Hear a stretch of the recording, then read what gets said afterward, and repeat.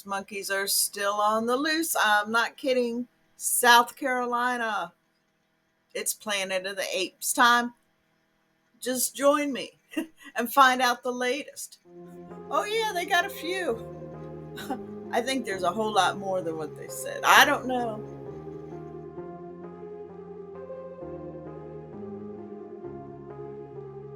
Research facility are back where they belong this morning. Last Wednesday, 43 macaque monkeys escaped from Alpha Genesis, a medical lab that uses the animals for clinical drug trials in Yamasee, about 60 miles west of Charleston. As of Sunday night, 25 of the 43 runaway primates had been rounded up. They were all checked out by a team of vets and in good health. Officials say the remaining monkeys do not seem to have gone far. They say a significant number of them are still near the facility, eating food left out for them and interacting with other monkeys. Law enforcement and health officials say they don't pose a threat to humans, but people who live nearby are being warned to stay clear of those creatures and call 911 if they see the monkeys. Here they are, 43 escaped monkeys just feet away from their enclosures at the Alpha Genesis Primate Research Center in Yamasee, South Carolina. CEO Greg Westergaard says a trained employee closed but did not lock a door. So the monkeys saw an opportunity to dash, and they ran out immediately when she turned her pressure washing machine on, which is what we use to wash the enclosures. Did they know how to open the door? No, I think they probably just pushed. And that's all they needed. One cat-sized female got out, and monkey see, monkey do. The rest followed. You want it?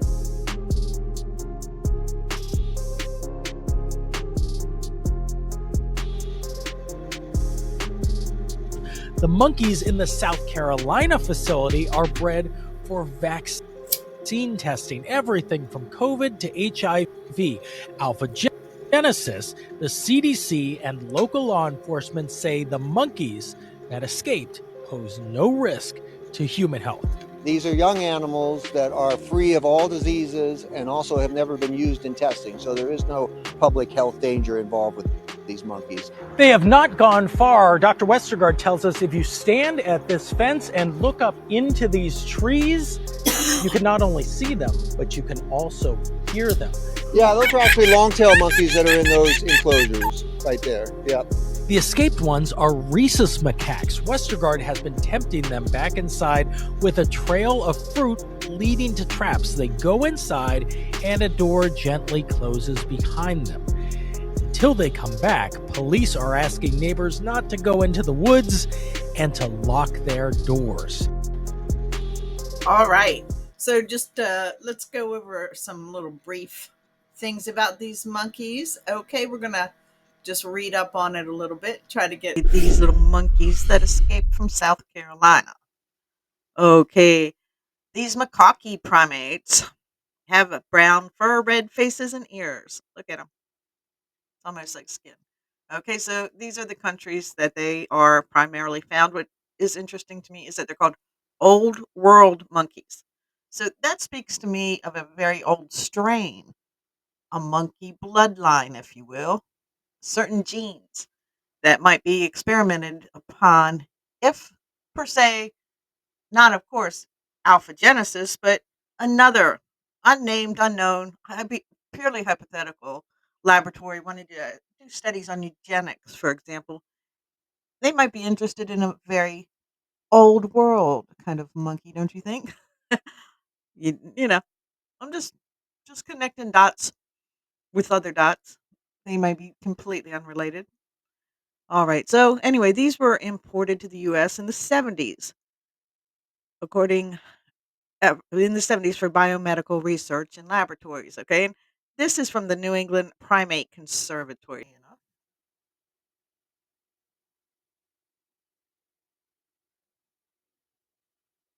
We'll take a look at that.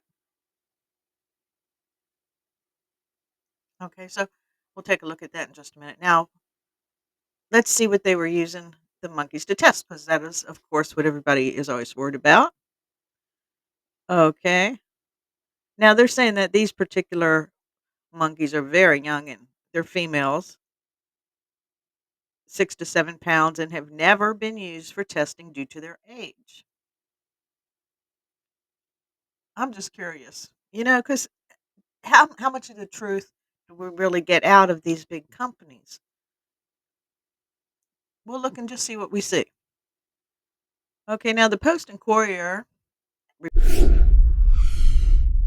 The research on Monkey Island has grown increasingly dark as I looked into it. I'm not kidding. So I'm going to share with you my findings as we delve into the fascinating world of free range monkeys and experimentation, research, and questionable ethics.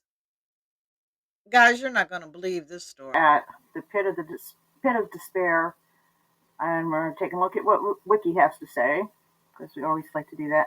Okay, so the pit of despair was a name used by American comparative psychologist Harlow. So he was actually a psychologist who used monkeys, the same monkeys that are on South Carolina, Monkey Island, the same ones that escaped, the same breed, I should say. Okay, this took place at the University of Wisconsin-Madison in the 70s. The aim of the research was to produce an animal model of depression. The researcher, Stephen Suomi, described the device as little more than a stainless steel trowel with sides that sloped to a rounded bottom. Here it is over here. There was a wire mesh 3-inch gauge, 1 inch above the bottom of the chamber to allow waste to drop and drain. Okay, so the chamber was equipped with a food box, a water bottle holder, and was covered with a pyramid top removed in the accompanying photograph. Okay, so there's a pyramid top that goes on that. Designed to discourage incarcerated subjects from hanging from the upper part of the chamber. So they had very limited mobility and exercise and were kept in this tiny little cage. Harlow had already placed newly born monkeys in isolation chambers for up to a year. With the pit of despair, he placed monkeys between 3 months and 3 years old, who already bonded with their mothers in the chamber alone for up to 10 weeks. Within a few days, they stopped moving about and remained huddled in a corner. Aw, poor little babies. Now, we're going to hear about the background here. This is sad, though, isn't it? Much of Harlow's scientific career was spent studying maternal bonding, what he described as the nature of love. These experiments involved rearing newborn total isolates with monkeys and surrogate mothers, ranging from toweling-covered cones to a machine that modeled abusive mothers by assaulting the baby monkeys with cold air or spikes.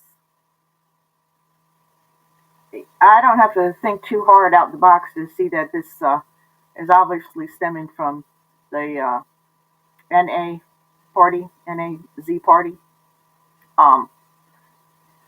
I bet we can find direct ties to Operation Paperclip here. I'm willing to say that's worth investigating for sure,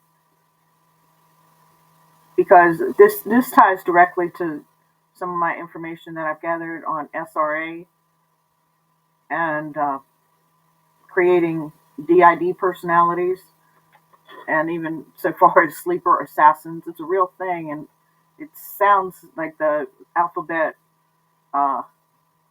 covering over this, doesn't it? Very deep, very hidden. You don't just hear about this. I think I did hear about this one time. But now to find out that Monkey Island is a real thing and not far from me is kind of shocking, especially in light that 43 monkeys escaped at this date, at this time, 25 been recovered. You know, this is unacceptable. This whole thing is unacceptable. But let's keep on digging. Okay, so in 1971, Harlow's wife died of cancer, and he began to suffer himself from depression. He was treated and returned to work, but his colleagues noticed a difference in his demeanor. He abandoned his research into maternal attachment and developed an interest in isolation and depression. Harlow's first experiments involved isolating a monkey in a cage surrounded by steel walls and a small one-way mirror so the experimenters could look in, but the monkey could not look out. The only connection the monkey had with the world was when experimenters' hands changed his bedding or delivered fresh water and food, and baby monkeys were placed in these boxes. Soon after birth, 4 were left for 30 days, 4 for 6 months, and 4 for a year. After 30 days, total isolates, as they were called, were found enormously disturbed. After being isolated for a year, they barely moved. They did not explore or play, and were incapable of having sexual relations. And, that sounds very much like the failure to thrive that we see in human babies. When placed with other monkeys for daily play session, they were badly bullied. 2 of them refused to eat and starved themselves to death. It's odd how animals will display that type of behavior, and humans also do. Harlow, Harlow also wanted to test how isolation would affect parenting skills, but the isolates were unable to mate. That's how bad it was. Harlow devised what he called a RAP blank rack. Oh my gosh. Are you freaking serious? That's what it's called. Y'all can read, right? To which the female isolates were tied in normal monkey mating posture. He found just as they were incapable of having sexual relations, they were also unable to parent their offspring, either abusing or neglecting them. Not even in our most devious dreams could we have designed a surrogate as evil as these real monkey mothers were, he wrote. Having no social experience themselves, they were incapable of appropriate social interaction. One mother held her baby's face to the floor and chewed off his feet and fingers, and another crushed her baby's head. Most of them simply ignored their offspring. These experiments showed Harlow what total and partial isolation did to the developing monkeys, but he felt he had not captured the essence of depression, which he believed was characterized by feelings of loneliness and helplessness and a sense of being trapped or being sunk in a well of despair, he said. Wow. The vertical chamber apparatus, the technical name for the new depression chamber, vertical chamber apparatus, though Harlow himself insisted on calling it the pit of despair. At first he wanted to call it the dungeon of despair. Just persuade him not to use such descriptive terms, and that a less visual name would be easier. Look, this is who was behind this. Look closely at that sigil. Look closely at that state seal, the university seal. Conduct additional deprivation studies and say he first wanted to call it a dungeon of despair. But could you imagine the reaction to that? I'm sure it would limit their funding, don't you guys think? Most of the monkeys placed inside it were at least 3 months old and had already bonded with others. The point of the experiment was to break those bonds in order to create symptoms of depression. The experiments were condemned, both at that time and later, from within the scientific community and elsewhere in academia. In 1974, American literary critic Wayne C. Booth wrote that Harry Harlow and his colleagues go on torturing their non-human primates decade after decade, invariably proving what we all knew in advance, that social creatures can be destroyed by destroying their social ties. He writes that Harlow made no mention of the criticism of the morality of his work. Charles Snowden, a junior member of the faculty at the time who became head of psychology at Wisconsin, said that Harlow himself had been very depressed by his wife's cancer. Snowden was appalled by the design of the vertical chambers, and he asked Suomi why they were using them, and Harlow replied, because that's how it feels when you're depressed. Wow. He liked using those shocking terms because he liked to get a rise out of people, so it was said. Another one of Harlow's students, William Mason, who also conducted the same type of deprivation experiments, although elsewhere, he said Harlow kept this going to the point where it was clear to many that the work was really violating ordinary sensibilities, that anybody with respect for life or people would find this offensive. It's as if he sat down and said, I'm only going to be around another 10 years. What I'd like to do then is leave a great big mess behind. If that was his aim, then he did a perfect job.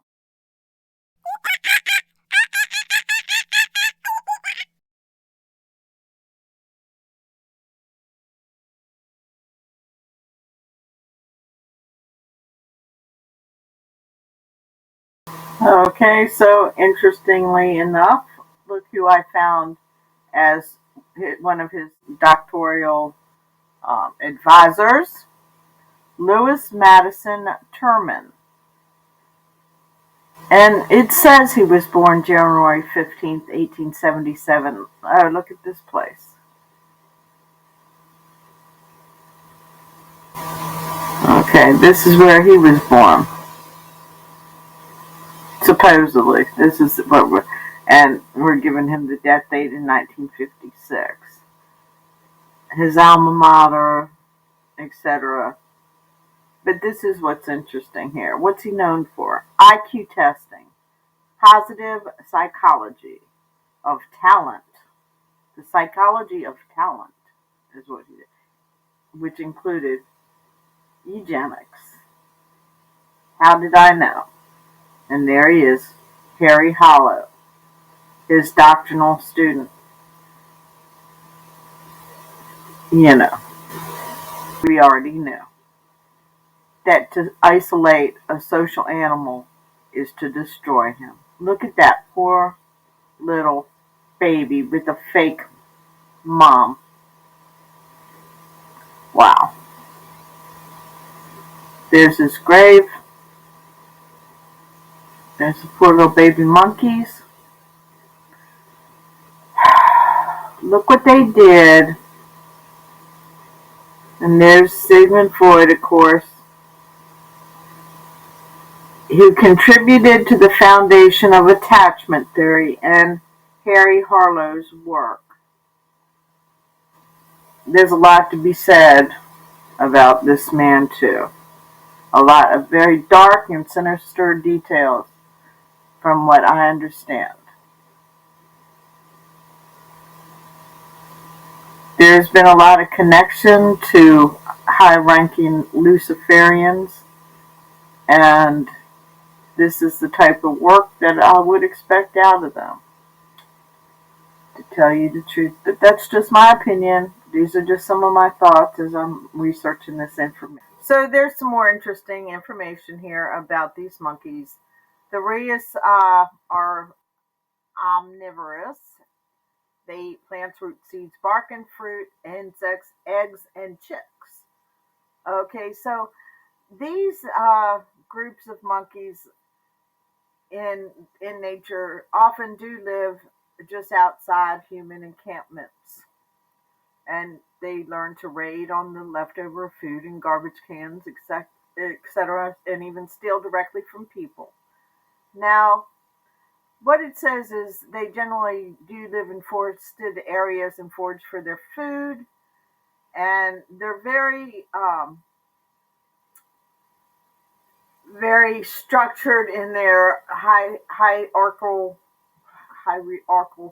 whatever, hierarchical um, organization within their own X. Humans are the only other primates with a broader geographic distribution than the rheas macaque. Their name means dark or black. They are so successful at adapting to changing environments and even to the presence of humans, they were referred to as weed macaques. So they reproduce like weeds. Uh, about half of the population lives in India. In the mid-30s, a scientist named Clarence Ray Carpenter decided to bring 500 rheas to Asia, from Asia to Cayo Santiago, a small island off of Puerto Rico. Okay, so a lot of them fought and died, but between 1940 and 42, the population grew so rapidly, food had to be imported for them to survive. Now, at this time, they then were hauled off to research labs in the U.S., and things remained pretty much quiet until the 70s when the country of India banned primate exports. So China and Nepal have since become the main suppliers. Now, there was a glass bottom boat manager, so they say, in Silver Spring State Park named Colonel Toohey. This is in Florida in the 1930s. He actually released 6 monkeys into the park, hoping to see tourism in the area and generate more revenue for his business. And little did he imagine that the monkeys he initially confined to an island in the Silver River would swim and populate the surrounding forests. The population grew so rapidly from 6 monkeys in the 30s to 400 in the 80s, and many were trapped and sold for biomedical research. This is the connection to South Carolina and Monkey Island that we have. So they're saying that right now the current population is around 200, but some have migrated into the Ocklawaha River, and the size of that population is unknown. So, I think they're feeding us some real small numbers concerning these things. But what I was looking at is some of their socialization that they go through. But one thing that they've been saying is basically that these monkeys are not harmful to humans, but right here it says physical proximity is dangerous for anyone except the alpha male and the alpha female. They're very violent with each other. All but the alpha male and female are pretty much safe, put it that way. Everybody else is going to get in a fight. And they hold lifelong grudges, which is another thing that they're quite like humans about. Some are more dominant. The alpha males dominant over everyone in the group, and both the males and the females. These hierarchies are very stable and last a lifetime. Now, communication is achieved through vocalization and visual cues. It seems that they are very aggressive, and that's something else that we didn't hear. It seems that they do produce very rapidly, becoming fertile at 3 or 4 years old. So there's a lot to these monkeys and some very sad history for these little creatures. And I knew that something inside of me said that eugenics was involved, though I don't see the ties right now to the particular island off South Carolina known as Monkey Island, Morgan Island. But I'm sure with a little more. Harry Harlow's work with rhesus monkeys in the mid-20th century is infamous for the ethical controversies. Harlow conducted a series of experiments to study the effects of maternal separation and social isolation on infant monkeys. His most notorious experiment involved placing a baby monkey in a device he called the Pit of Despair, a dark, vertical chamber designed to induce severe depression. Harlow's experiments revealed the profound impact of emotional and social deprivation on development. Monkeys subjected to these conditions exhibited extreme psychological distress, often becoming severely withdrawn and unable to interact normally with other monkeys. While his work contributed significantly to our understanding of attachment and the importance of caregiving, it also sparked widespread criticism and ethical debate about the treatment of animals in research. The legacy of Harlow's research is a stark reminder of the ethical responsibilities that come with scientific inquiry. His work played a role in the rise of animal rights movements and highlighting the need for humane treatment of animals in research. So just think, he purposely took these baby monkeys, isolated them from their loving mother in their little monkey world where they don't have the understanding of humans, and put them in a dark vertical chamber, isolated from the nurturing of their mothers and the play of other monkeys. And the monkeys got depressed. Now they feel that was a huge step in understanding human development. Really, do you have to torture a monkey to do it? Try humans. Often getting into their trash and eating their garbage, even stealing sometimes directly from humans. They say they are bold and extremely curious and adventurous monkeys. They talk about the basically pecking order, as I would put it. The males disperse away from their native group at adulthood and work hard at establishing friendships through their lives. The females live in a group. They are related to each other and have a strong